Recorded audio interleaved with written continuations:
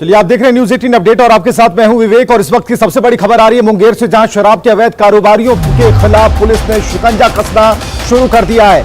मुंगेर में शराब माफियाओं की खैर नहीं, पुलिस ने शिकंजा कसना शुरू कर दिया है और बताया जा रहा है कि कई भट्टियां ध्वस्त कर दी गई हैं। पुलिस ने कार्रवाई की है और ये वो तस्वीर है जिसमें साफ तौर पर आप देख सकते हैं कि भट्टियां बनाई गई थी जहां देशी शराब बनाए जा रहे थे। शराब की कई भट्टियों को नष्ट किया है। तो ये एक्सक्लूसिव तस्वीरें हम आपको दिखा रहे हैं। मुफस्सिल, गंगटा, धरहरा, टेटिया, बंबर थाना और शामपुर थाना क्षेत्र हैं जहां पुलिस ने कार्रवाई की है और शराब की दर्जनों भट्टियों को नष्ट किया है। इस दौरान महुआ शराब और शराब बनाने के जो सामान हैं बरामद किए गए हैं। पुलिस का दावा यह है कि जिले में शराब माफिया के खिलाफ अभियान लगातार जारी है और ऐसी ही एक गुप्त सूचना के आधार पर पुलिस ने कार्रवाई की जिसमें महुआ शराब को नष्ट किया गया है। भारी मात्रा में देसी शराब बरामद की गई है और जो बनाने का सामान था, शराब को बनाने का सामान था, उसे पूरी तरह से नष्ट किया गया है। पुलिस की एक बड़ी कार्रवाई, बड़ी सफलता। पैमाने पे अभियान चलाया जा रहा है। इसके तहत शामपुर, टेटिया, बंबर, धरहरा तथा गंगटा में जंगली और पहाड़ी क्षेत्रों में जाकर के कार्रवाई की गई। कई हज़ार लीटर अर्धनिर्मित शराब को ध्वस्त किया गया, भट्टियां नष्ट की गई, साथ में अनिर्मित शराब भी अवैध जो बनती है उसको बरामद किया गया है। सभी अभियुक्तों के खिलाफ कार्रवाई की जा रही है तथा ये हम लोगों का अवैध शराब के विरुद्ध जो अभियान है स्पेशली जंगल और दूरस्थ क्षेत्रों में वो चलता रहेगा। तो शराब माफियाओं के ऊपर बड़ा शिकंजा, पुलिस की बड़ी कार्रवाई, कई भट्टियां नष्ट की गई हैं और बताया जा रहा है कि कई ऐसे थाना क्षेत्र के तकरीबन 4 से 5 छेद कर देना है, लाए छेद करने के लिए कुछ यहाँ टांगेंगे है। देखिए अरुण शर्मा है हमारे साथ फोन लाइन पर, हमारे सहयोगी। अरुण, एक बड़ी कार्रवाई कही जा सकती है, कई थाना क्षेत्र ऐसे थे जो कि पुलिस की निशान पर थे और पुलिस ने जो अपनी धमक दी है वहां पर एक भारी कामयाबी मिली है। शराब माफियाओं में हड़कंप मच गया है। जरा ये बताइए कितने लोगों की गिरफ्तारी हुई है? बता दूं कि ये चुनाव को लेके जो भी छापेमारी है वो चुनाव को लेके है कि ताकि चुनाव शांतिपूर्ण संपन्न हो सके। इसको लेके विभिन्न थानों में जो जंगली इलाके हैं, मैं कहना चाहूंगा जंगली इलाके हैं, वहाँ पे नक्सलों का वो गढ़ है, वहाँ पे पुलिस जाके जो है अवैध शराब की भट्टियों को ध्वस्त की गई है तथा कई लोगों को अभी तक उन्होंने हिरासत में लिया है। आगे भी लेने की सूचना है, लेकिन ये बात नहीं एसपी बता पाएंगे कि कितने लोगों की अरेस्टिंग हुई। और मैं कहूँ कि महुआ जो है, महुआ लगभग 1000 किलो से ज्यादा महुआ हुआ है और कितनी ही भट्टियों को ध्वस्त किया गया है। जी चलिए, बहुत बहुत शुक्रिया अरुण हमसे बातचीत के लिए, तमाम जानकारियों के लिए। तो ये जो बताया जा रहा, तकरीबन 1000 किलोग्राम महुआ की जब्ती की गई है जिससे शराब बनाने की तैयारी की जा रही थी। इस बीच में पुलिस को सूचना मिली और शराब माफियाओं पर शिकंजा कसने के लिए मुफस्सिल, गंगटा, धरहरा, टेटिया, बंबर थाना और शामपुर थाना क्षेत्र में पुलिस ने यह कार्रवाई की है। और जिन गैलनों को आप देख रहे हैं जिससे पुलिस उलट रही है वो महुआ की शराब तैयार की जा रही थी और इस कार्रवाई के बाद शराब माफियाओं में हड़कंप मचा है।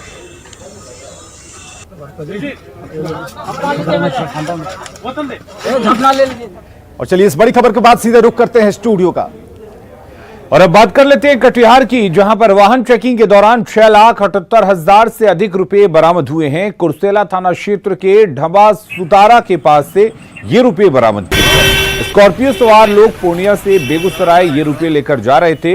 हालांकि उनका कहना है कि बेटी की शादी में खर्च करने के लिए रुपये लेकर जा रहे थे। आपको बता दें कि चुनाव के समय 50,000 से अधिक कैश ले जाने पर रोक है, इसलिए ये कार्रवाई की गई है। पूर्णिया से बेगूसराय जा रहा था, जिसमें इसके पूछने के दौरान पता चला कि मैं बेटी की शादी के लिए खर्च के लिए ले जा रहा हूँ। अभी चुनाव के मामले में डीएम साहब का आदेश है कि 50,000 रुपया से ऊपर पैसा नहीं लेकर चलना है।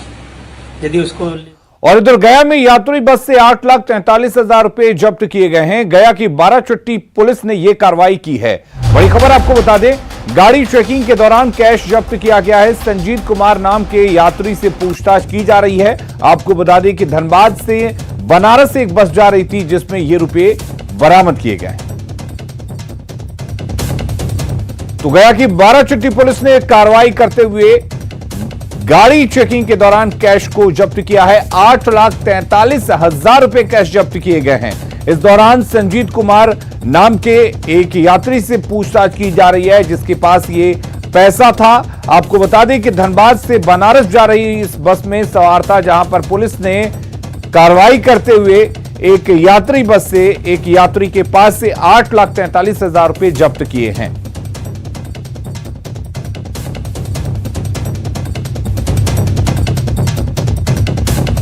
तो विधानसभा चुनाव के दौरान पुलिस सघन अभियान चला रही है, तलाशी अभियान चलाई जा रही है। आपको बता दें कि इस दौरान 50,000 रुपए से ज्यादा कैश लेकर जाने की अनुमति नहीं है। और सीधे आपको लिए चलते हैं न्यूज रूम बड़ी खबर के लिए। और एक बड़ी खबर आ रही है सियासत की गलियारों से, और खबर यह है कि अब मुख्यमंत्री नीतीश कुमार और प्रधानमंत्री नरेंद्र मोदी साथ साथ चुनाव प्रचार करेंगे। खबर यह है कि दोनों बड़े नेता साथ में चुनाव प्रचार करेंगे। जेडीयू नेता संजय झा ने इसका दावा किया है। प्रचार कार्यक्रम की तैयारियां हो रही हैं। भ्रम पैदा करने की कोशिश जो है वो जल्द दूर हो जाएगी। तो साथ साथ नजर आएंगे नीतीश कुमार और प्रधानमंत्री नरेंद्र मोदी एक साथ प्रचार करेंगे। संजय झा ने एक बात कही है कि भ्रम को जल्द ही दूर कर लिया जाएगा। तो जनता के बीच में कौन सा भ्रम है ये संजय झा पहले बताएंगे। हालांकि नीतीश कुमार के साथ नरेंद्र मोदी जब होंगे तो एक बड़ी ताकत देखने को मिलेगी और एक सामंजस्य देखने को मिलेगा दो बड़ी पार्टियों के बीच में कि किस तरीके से इस बड़े यज्ञ को सफल तरीके से उसकी पूर्णाहुति हो सके, यानी कि चुनाव परिणाम जो है वो फेवर में आ सके। इसकी पूरी रणनीति के तहत यह खबर अभी सामने आई है, जिसमें यह कहा जा रहा है कि नीतीश कुमार और देश के प्रधानमंत्री नरेंद्र मोदी दोनों साथ साथ इस चुनाव में नजर आएंगे और दिखेंगे। चुनाव प्रचार साथ में करेंगे। दोनों बड़े नेता साथ में चुनाव प्रचार करेंगे। और फोन लाइन पर हमारे साथ हमारे सहयोगी आनंद अमृतराज हैं। साथ साथ वाली बात कभी किसी समय में पोस्टर के वजह से हमने विवाद देखा था।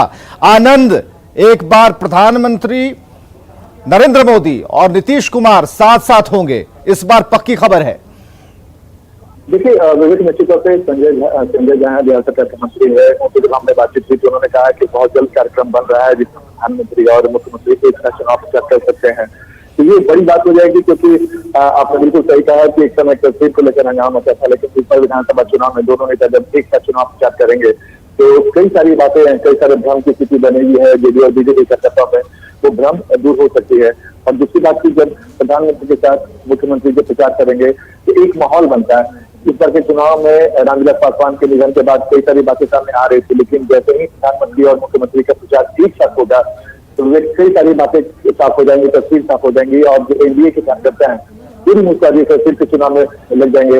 और एनडीए उन कार्यकर्ताओं को, नेताओं को उम्मीद है कि इस प्रचार से बिहार का पूरा राजनीतिक समीकरण भी बदल सकता है। कि निगाहें रहेंगी, बहुत जल्द कार्यक्रम बनने की बात करी है, दोनों का कार्यक्रम बनेगा, उसके बाद चुनाव का प्रचार कैसे होगा, क्या विरोधी पर हमला बोलेंगे, ये देखना भी दिलचस्प होगा। विवेक, चलिए बहुत बहुत शुक्रिया आनंद हमसे बातचीत के लिए, तमाम जानकारियों के लिए।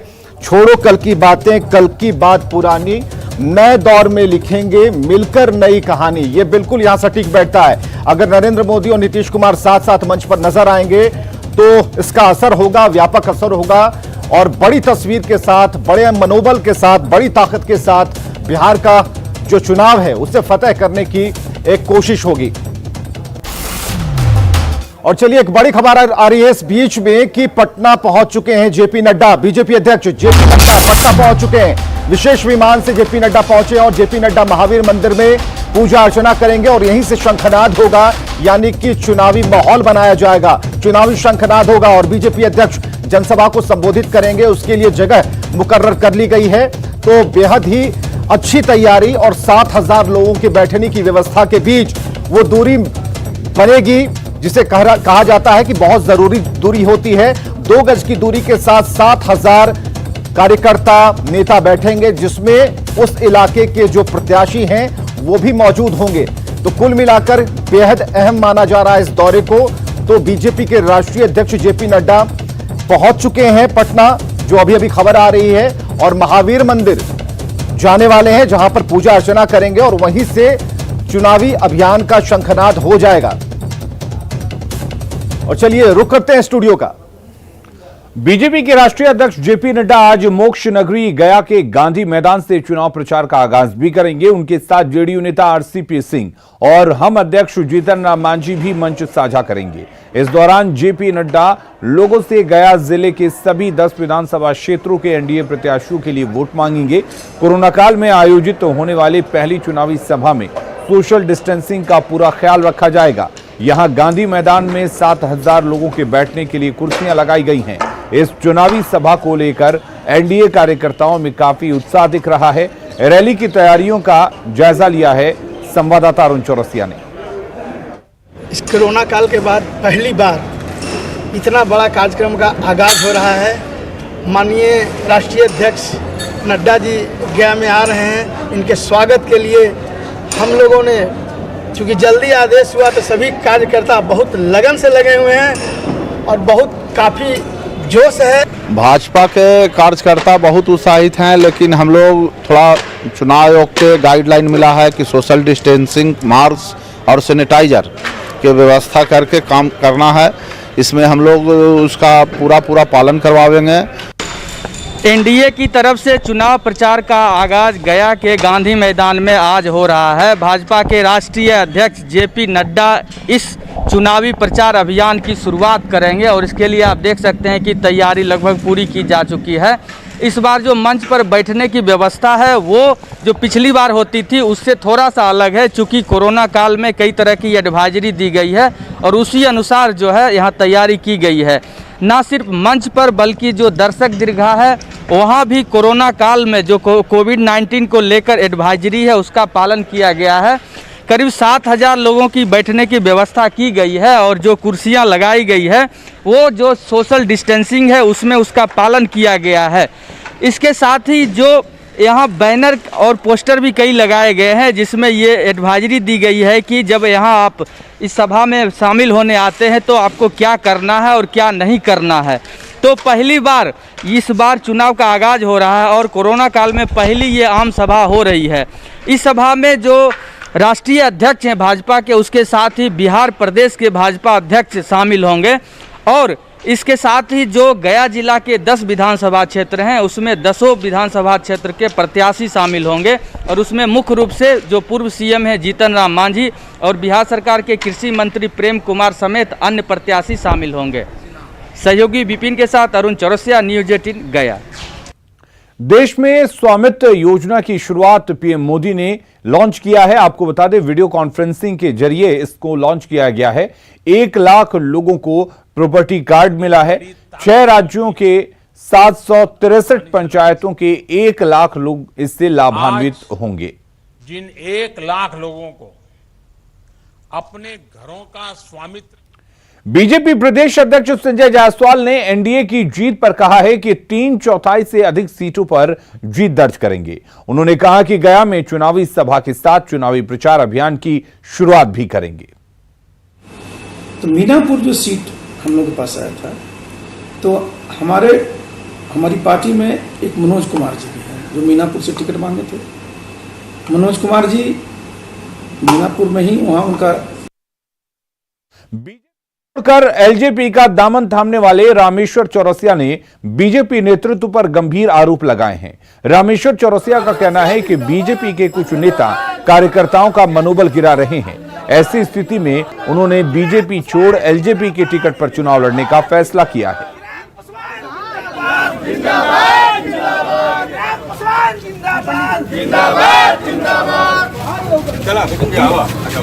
हम पहले तो लौटा दिए थे अपना सिंबल, लेकिन बाद में मैंने देखा कि लोगों का प्रेशर, गांव के लोगों का प्रेशर, कार्यकर्ता का प्रेशर कि भाई हम लोग तीर पर वोट नहीं देंगे, जदयू को वोट नहीं देंगे और जनता और भाजपा का कार्यकर्ता जो है वो हमें बाध्य किया।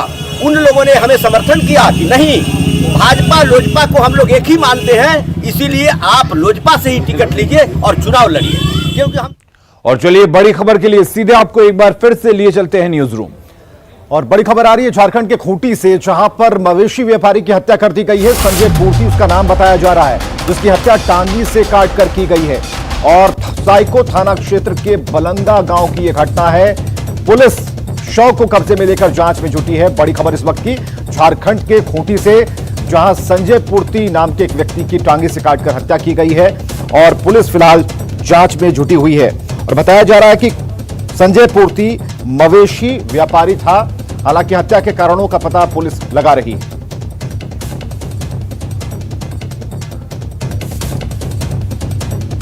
और चलिए एक बार फिर रुक करते हैं अलीम का। लातेहार के चंदवा में ठेकेदार संतोष सिंह के घर पर एनआईए की बड़ी छापेमारी हुई है। टेरर फंडिंग मामले में एनआईए की कार्रवाई 15 घंटे से भी अधिक समय तक चली।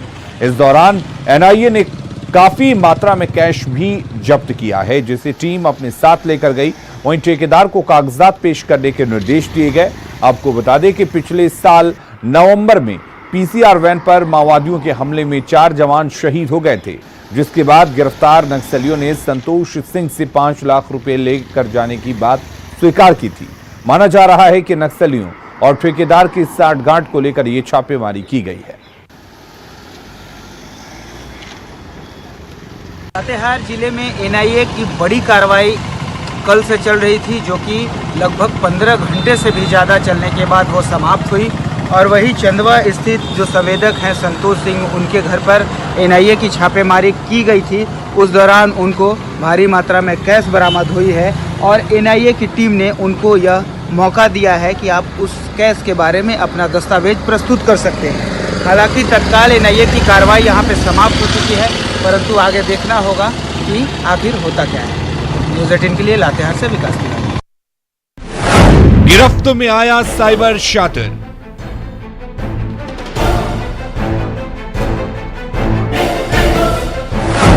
पांचवी पास शातिर के आगे सब फेल।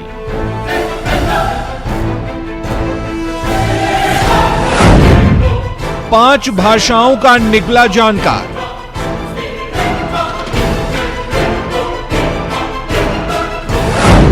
मराठी, तमिल, तेलुगु और कन्नड़ पर पकड़। कई राज्यों में फैला है ठगी का जाल।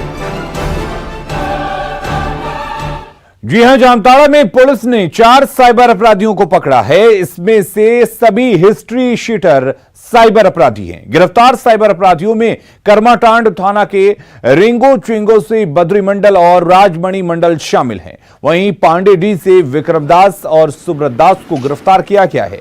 इसमें रिंगो चिंगो का 5वीं पास, बद्री मंडल कन्नड़, मराठी, गुजराती, फर्राटे से बोलता है। उस पर केरल के साथ महाराष्ट्र में भी ठगी का मामला दर्ज है। 5वीं पास व्यक्ति के इतना तेज दिमाग होने पर भले ही सवाल उठ रहे हों, लेकिन जानकारों का मानना है कि अगर ऐसे लोगों को शिक्षित कर राष्ट्र सेवा के लिए प्रेरित किया जाए तो जामताड़ा का भी साइबर कलंक से पीछा छूट सकेगा। इधर साइबर अपराध के जारी रहने की वजह कानून के जानकार कानून की खामियों को ही ठहराते हैं। देखिए, बद्री मंडल है 5वां क्लास पास है। वो लगभग 20 साल का 19-20 साल का लड़का है और साइबर अपराध में बुरी तरह से लिप्त है। इसके पहले वो केरला में वो साइबर अपराध में वहाँ आरोपित था, वहाँ जेल गया है। बॉम्बे में 2 केस में वो आरोपित था और जामताड़ा में भी आरोपित था। तो इसका नेटवर्क जो है वो इंटरस्टेट है। यहाँ का लोग जो है, जो कि यहाँ पे ठीक ढंग से अपने भाषा पे भी उसको पकड़ नहीं है, यहाँ की भाषा नहीं जानता, यहाँ के हिंदी नहीं जानता है। यही आदमी महाराष्ट्र जाता है, महाराष्ट्र का भाषा सीख लेता है, दिल्ली जाता है, दिल्ली का भाषा सीख लेता है, कन्नड़ सीख लेता है, गुजराती सीख लेता है।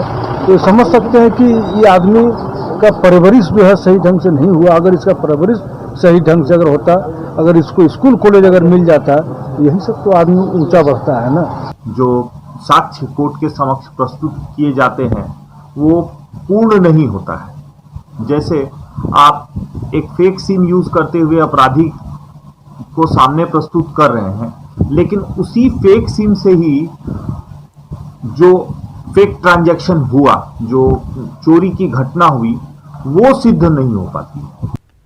सिमडेगा में हाथियों के उत्पात से लोग सहमे हुए हैं। टेठई टांगर थाना क्षेत्र के जुराम पावर हाउस के पास हाथियों का झुंड मौजूद है। जो यहां खेतों में खड़ी फसल को नुकसान पहुंचा रहा है। लोगों ने वन विभाग को इसकी जानकारी दी है, जिसके बाद वन विभाग की टीम हाथियों को भगाने में जुट गई है। लाइट देखा, लाइट तो मारा है जी, सबको बोलो ना एक बार लाइट मार देगा वहीं पर। नहीं देखा है, अच्छा दिखाई video call, hello video call कीजिए तो। और खबरों में फिलहाल के लिए इतना ही, लेकिन लगातार न्यूज़ 18 बिहार झारखंड पर खबरें जारी हैं। बने रहिए हमारे साथ।